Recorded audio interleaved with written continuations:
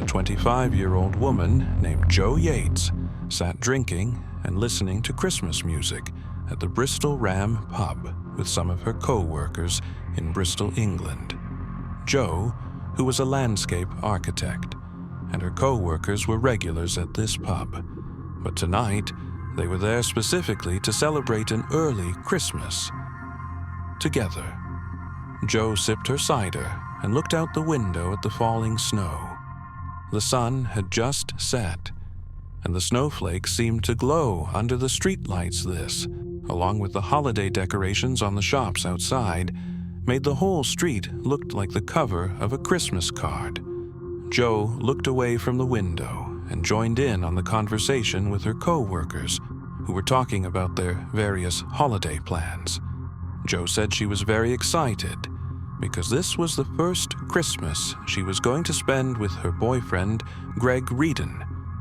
Greg had gone on a weekend trip, but when he got back, they were going to spend a week with her family and then travel just the two of them to Scotland for Hogmanay, which is like a Scottish New Year's celebration. As Jo spoke about Greg, she couldn't help but smile.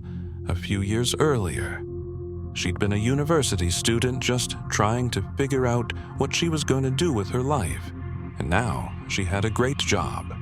She had a perfect little flat and the man that she loved. Greg had recently started talking about getting married. Life was perfect, and at about 8 p.m. So 2 hours after Jo had got into the pub, she wished all her co-workers a happy Christmas. She got up from the table, put on her long cream-colored coat, and headed outside into the snow. It was cold, about 27 degrees Fahrenheit, or almost -3 degrees Celsius. But Jo was used to the winter weather. She pulled her coat collar up around her neck and started walking home to her flat, which was about a 30-minute walk away, after walking for a while. Jo ducked into a convenience store to grab a frozen pizza, and then after that, she went into a small shop called Bargain Booze and bought 2 bottles of cider. And so now, with her food and drinks in hand, Jo continued the walk home. She knew her flat would feel empty without Greg there, but she was still looking forward to spending a relaxing Friday night with her cider and her pizza, and of course, her cat a little after 8:45 p.m. Jo finally approached her flat, which was a basement unit in an old stone house. Jo and Greg's landlord, a retired English teacher, lived in the unit right above them. Jo unlocked the outside door that led directly into her flat, and then she walked inside and put her food and drinks on the kitchen counter. She took off her coat and hung it on a hook near the door, slipped off her boots, and then called for her cat. But after calling for him, she didn't hear him clacking across the hardwood floor. Like she expected, she looked all around the flat, but she couldn't find him anywhere. Jo shook her head and went back to the kitchen. Her and Greg's cat was a bit of an escape artist. He frequently got out. Their landlord had found their cat in his place upstairs several times. And also, the cat had even made it across the small front garden to their next-door neighbor's place before. And so Jo felt confident the cat would come home when he got too cold, and so for now she just grabbed a cider, cracked it open, and sat down in the front room. And after she'd only taken a couple of sips, she heard a knock on the door. Jo hoped it was her landlord, returning her cat, so she got out of her chair, opened the door, and when she saw who was there, she gave a huge smile. On the night of December 19th, so 2 days after Jo had met her co-workers at the pub, her boyfriend Greg got back to their flat. After being gone for the weekend, he unlocked the flat door, walked inside, and put his bag down on the floor. He was about to call out for Jo, but he heard a strange sound coming from the kitchen. His and Jo's cat was meowing, but it sounded like the animal was afraid or angry. Greg walked into the kitchen, and he saw the cat pacing back and forth in front of an empty food bowl. This was really strange, because Joe always made sure that bowl was full, and so Greg scooped some cat food out of the bag, dumped it in the cat's bowl, and then walked to the bedroom looking for Joe. However, she wasn't there. Craig figured she must have gone out with friends or something. He had messaged her when he was heading home, and he hadn't heard back yet, but he really hadn't thought much about it.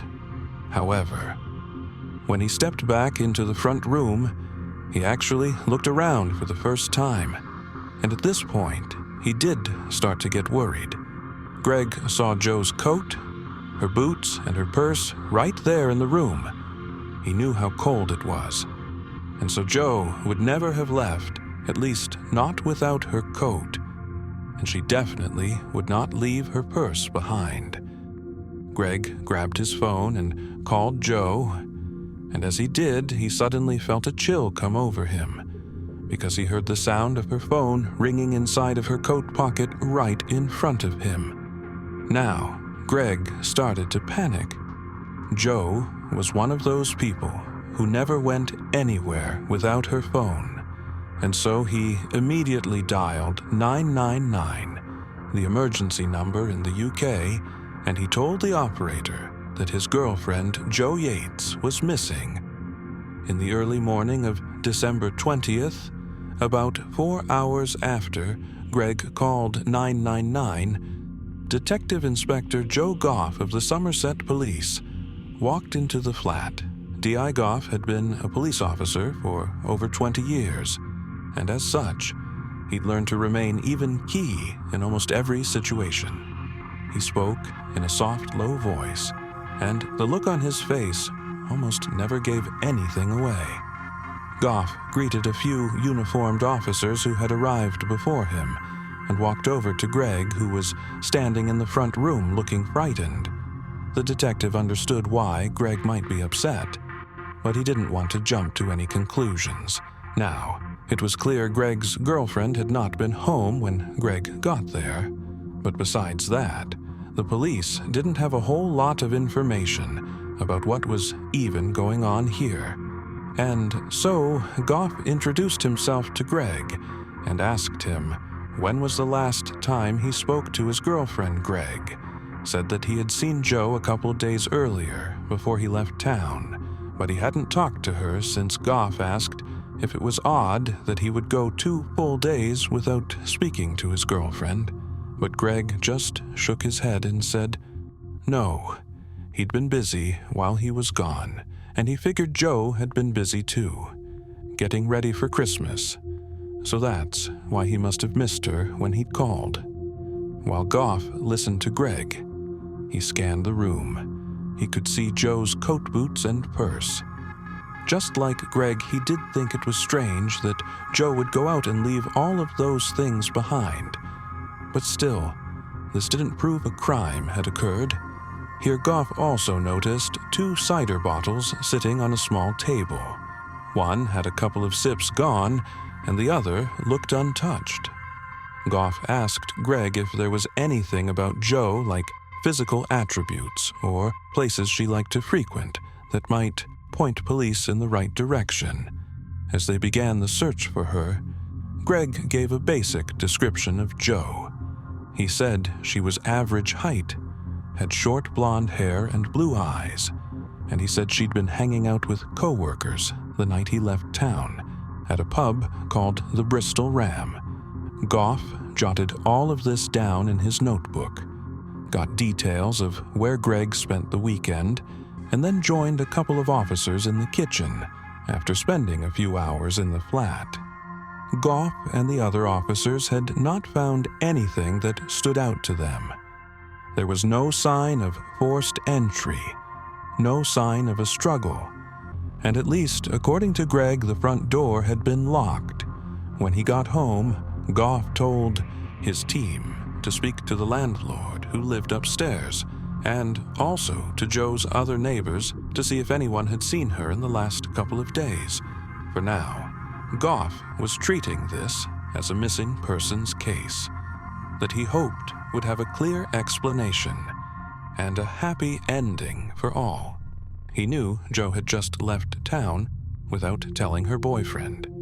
Maybe she was with the person she'd gotten one of those ciders for, and maybe she took a different coat and purse with her and accidentally forgot her phone. I mean, it was just a thought, but either way, G felt confident he could retrace Jo's steps from the moment she left the pub, and he could find her later that day. Goff sat at the station poring over CCTV surveillance footage from locations between the Bristol Ram pub and Jo's flat Britain, has more surveillance cameras per person than almost any other country in the world. This is why Goff felt so confident he'd be able to see exactly where Jo had gone on the last night anybody had heard from her, and he would be right, using footage from storefront and street cameras. Goff followed Jo's walk out of the pub and through Bristol footage from inside the convenience store, showed her buying the pizza, and he saw her go into Bargain Booze and walk out with 2 bottles of cider. Goff later picked her up on a street camera in her neighborhood that showed her walking towards her flat, so it looked like Jo had just gone home after going to the pub, and Goff could see she was wearing the coat and carrying the purse that had been found inside of her flat. However, Goff couldn't find any surveillance footage that showed Jo back on the street after she had gotten home. It was like she had gone inside of her flat and then just vanished. And when the entire day went by without any of Jo's friends or family hearing from her, Goff began to think that Jo very likely did not just ditch her boyfriend and leave town. And so Goff went to meet with Jo's parents. And when he did, he suggested they reach out to the press for some help. On December 21st, 2 days after Greg had reported Jo missing, Jo's parents went on the local news. They said they loved their daughter dearly, and they asked anyone who might have helpful information to please come forward.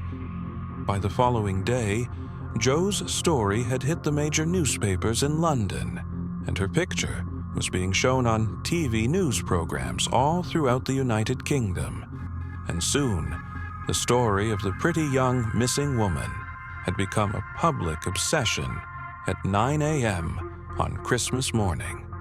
So over a week after Jo had gone missing, a couple was walking their dog down a snow-covered street that was about 3 miles away from Jo's flat.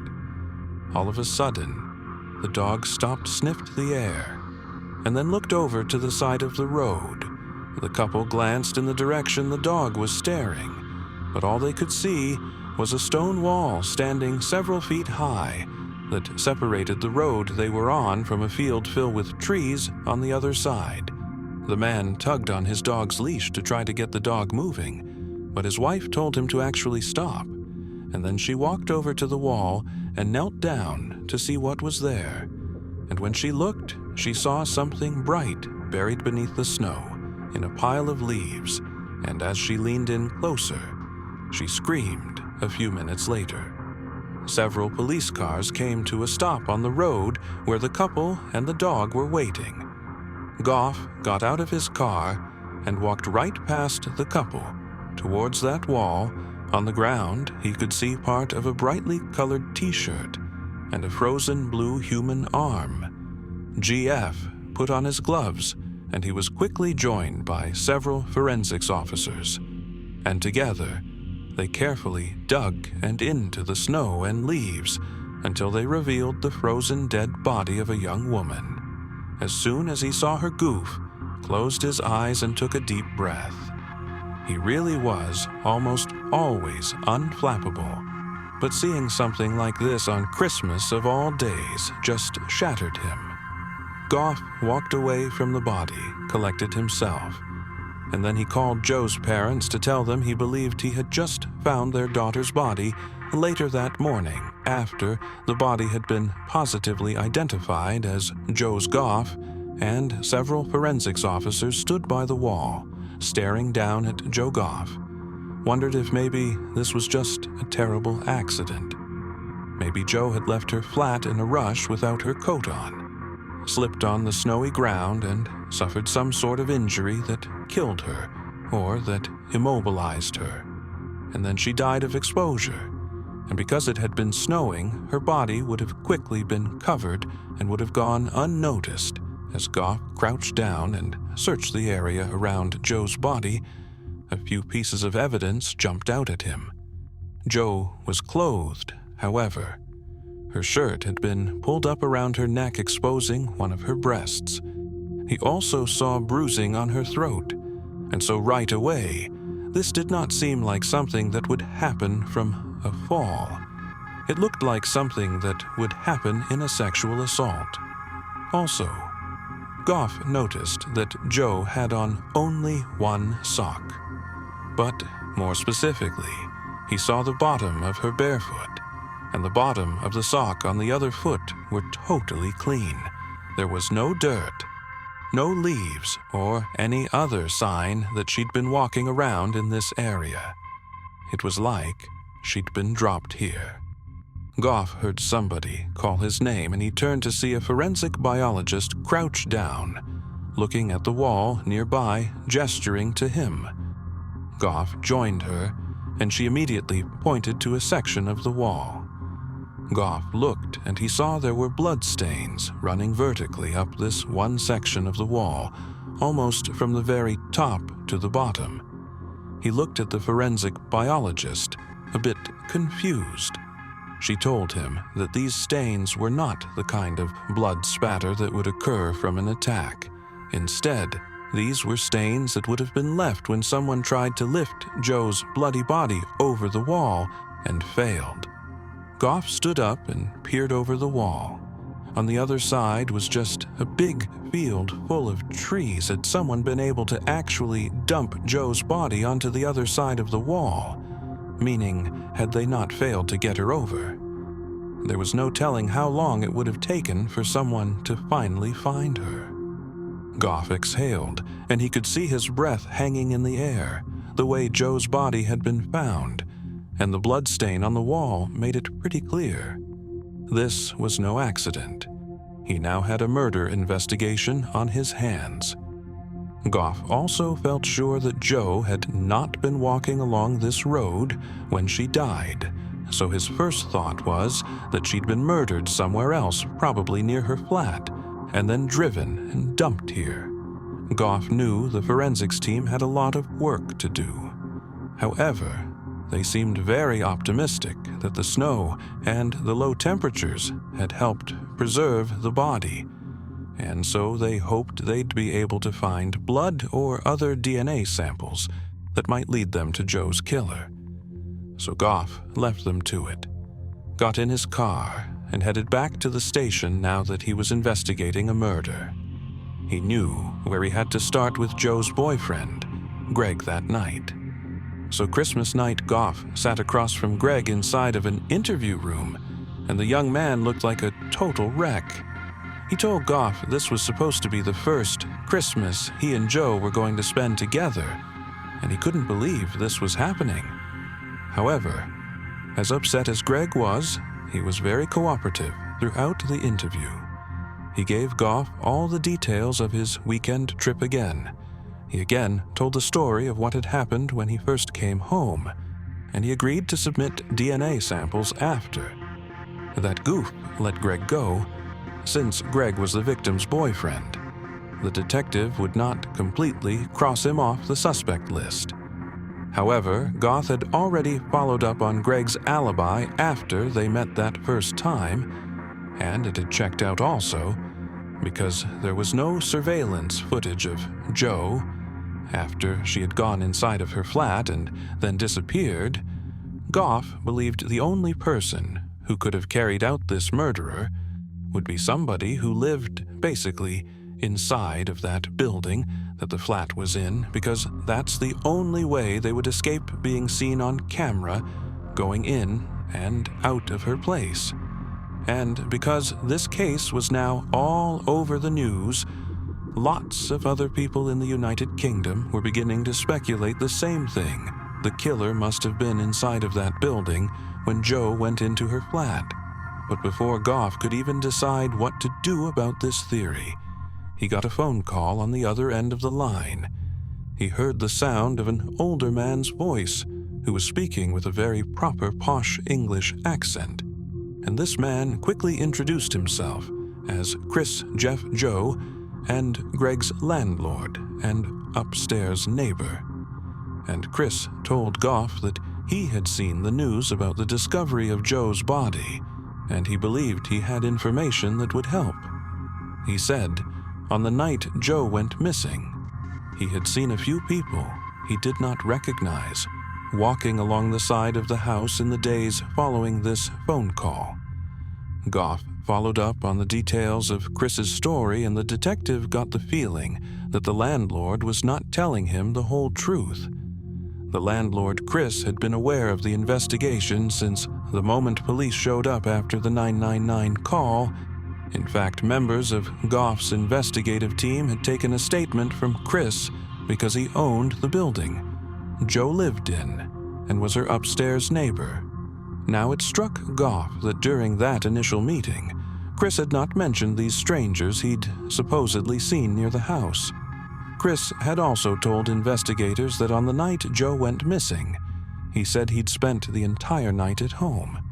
However, since that initial conversation, Goff had reviewed additional surveillance footage, and late on the night of December 17th, the last night anyone had seen Joe alive, Goff saw a car on that footage that looked a lot like Chris's car driving across a nearby suspension bridge, indicating he had not been home the whole time. So, on December 30th, 5 days after Joe's body was discovered, Goff met Chris at the police station and escorted him directly to an interview room.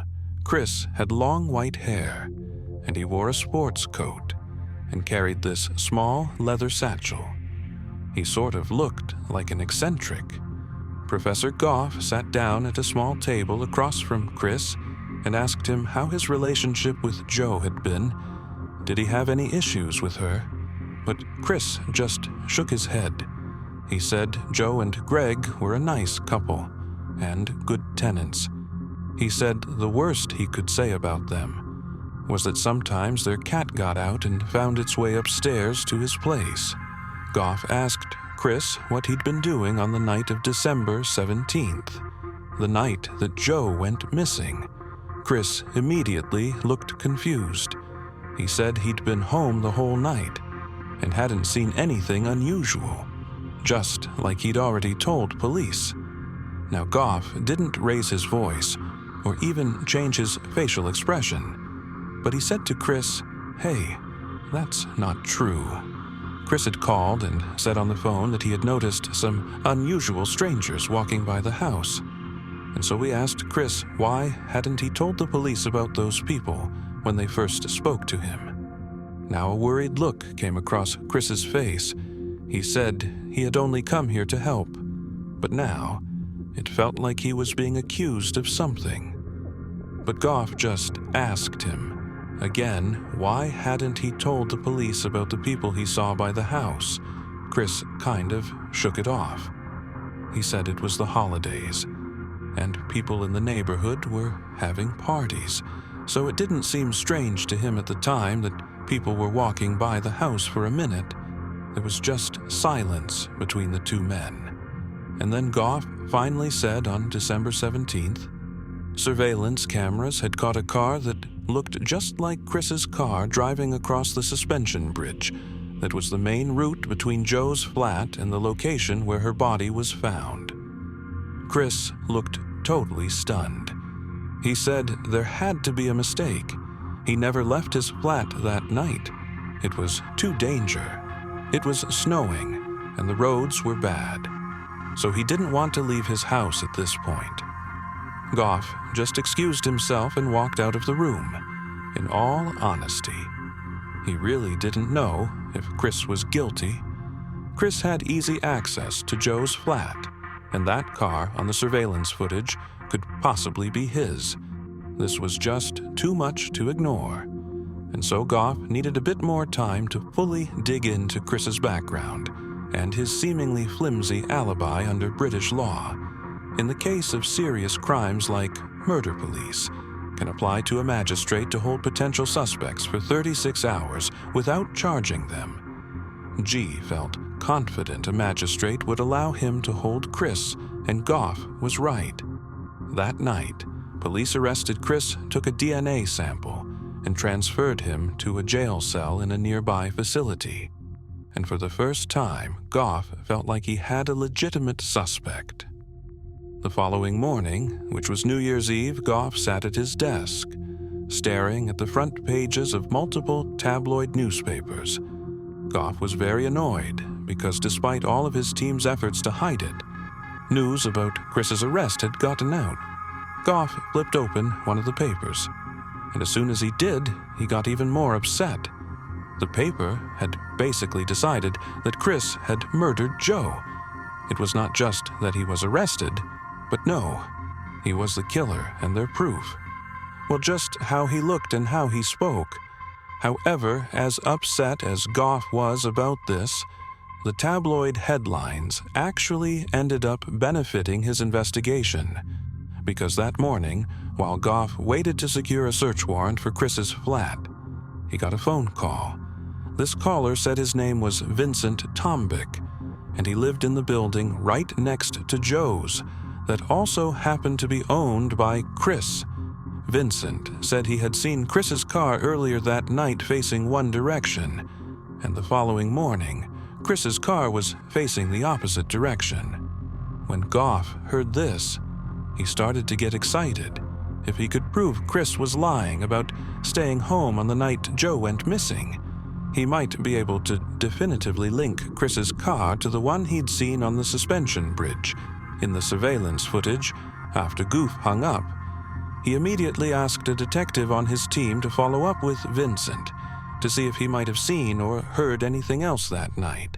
And then soon after that, Goff got the approval for a search warrant, and so he and his team headed over to Chris's upstairs flat. It was New Year's Eve, and as Goff drove across town, he believed he might actually be able to close this case before people all across the country popped open champagne bottles and welcomed in 2011. When Goff and his team walked inside of Chris's upstairs flat, it felt like they'd stepped into a library. The walls were lined with shelves that were overflowing with old books. Goff told his team to split up and begin their search, and it didn't take long before one of them called out from the kitchen, and so Goff and the other officers walked into the kitchen, and they found that officer sitting on the floor, holding something that he'd found tucked under one of the kitchen cabinets.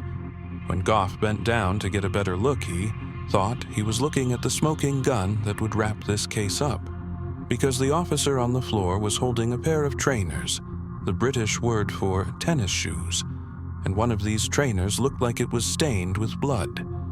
Even the normally calm and collected Goof could not hide his excitement. Between this shoe, the call from the next-door neighbor, and the surveillance footage from the bridge, Goff felt like he was close to having enough evidence to build a strong case against Chris, and so officers bagged the trainer and had it sent off to the crime lab for expedited testing. And by the following day, which was New Year's Day of 2011, the lab came back with the test results.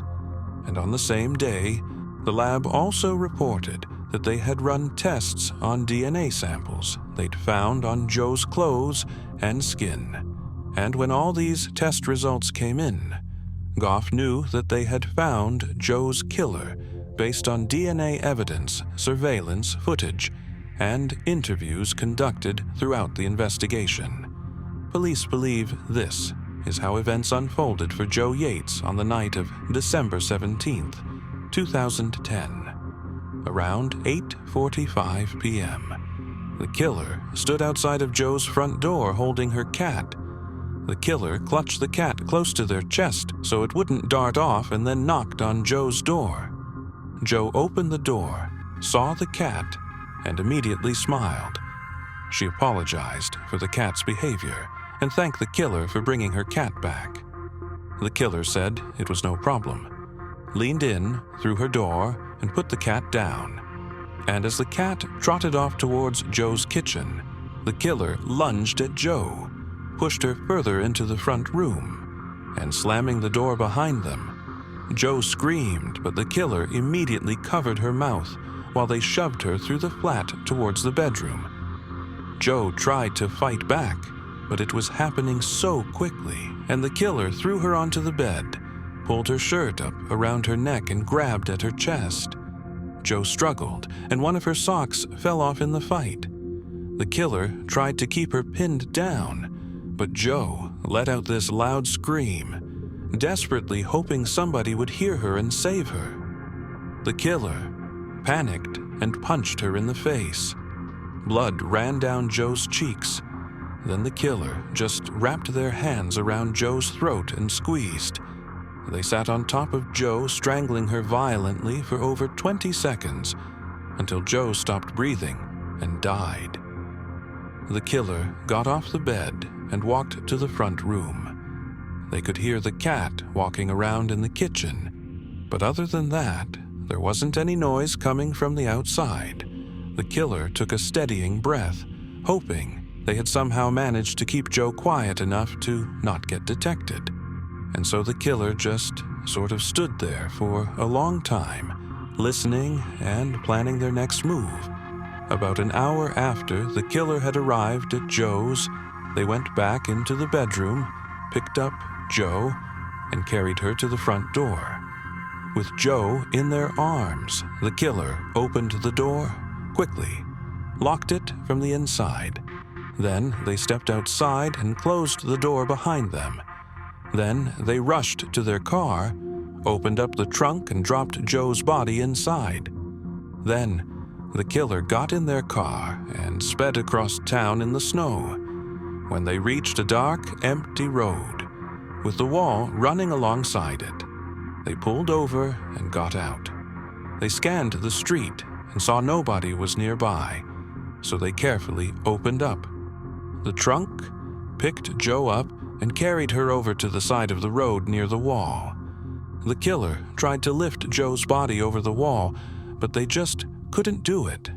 She was too heavy, and so her body slid down the wall, leaving bloodstains on the wall from her face and neck. Finally, the killer just dropped Joe onto the snowy ground. They piled more snow and leaves on top of her and then ran back to their car and drove off. A few minutes later, they stepped back inside of their flat, hoping nobody had seen what they just did, despite what some people in the media had already decided. Joe's landlord, Chris Jeff, had nothing to do with Joe's murder. It would turn out Joe's next-door neighbor, Vincent Toback, had killed her. Vincent was the one who had called police to say he believed that Chris, who also happened to be his landlord, had driven off in his car on the night Joe was killed, that he was lying about being in his flat the whole time. Vincent had called police after reading about Chris's arrest in the tabloid newspapers. He thought it was a great opportunity to distance himself from the crime and solidify the police's belief that Chris was the killer now. When Goff spoke to Vincent, he learned that Vincent was in the Netherlands celebrating Christmas, meaning he was not home. Now, this didn't mean he was guilty, but it struck Goff as just a little bit suspicious, and so he wanted to follow up with Vincent. So Goff contacted authorities in the Netherlands, and then Goff sent a detective from his team out to the Netherlands to meet with Vincent in person. Now, the interview itself did not provide any new information. However, the detective was able to get Vincent to submit a DNA sample. When the test results for the trainers that had been found in Chris's flat came in from the crime lab, it would turn out that even though there might have been blood on them, there was no connection to the murder at all. However, the DNA samples taken from Joe's body and clothes that the crime lab had just tested as well did match the sample that Vincent had provided. After these results, Goff went back to the surveillance footage of the suspension bridge that was near the road where Joe's body had been found. The car in that footage was not Chris's after all, and police would soon discover that Vincent had taken a different, less direct route to the road, which is why he was never seen on camera. Goff secured a warrant, and he and his team searched Vincent's apartment while they didn't find any specific evidence pertaining to the crime.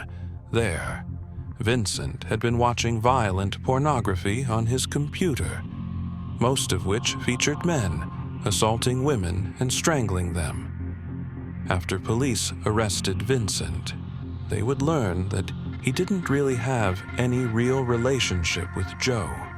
He had just seen her around the neighborhood and thought she was pretty. He had also brought her cat back to her in the past. But over time, Vincent developed a violent obsession with Joe. He wanted to get physical with her and strangle her. And as Christmas of 2010 approached, Vincent decided he didn't want to wait any longer to act on this obsession. And when he saw Joe's cat outside on December 17th, he saw his opportunity. Vincent showed up at Joe's flat, returned her cat, and then killed her. Vincent was found guilty of murder and was sentenced to life in prison with a minimum of 20 years. As for Joe's landlord, Chris Jeff, who's all but proclaimed guilty in much of the UK media, he's spoken at length in interviews, telling his side of the story and saying how all he had wanted to do was help the police solve a horrible crime.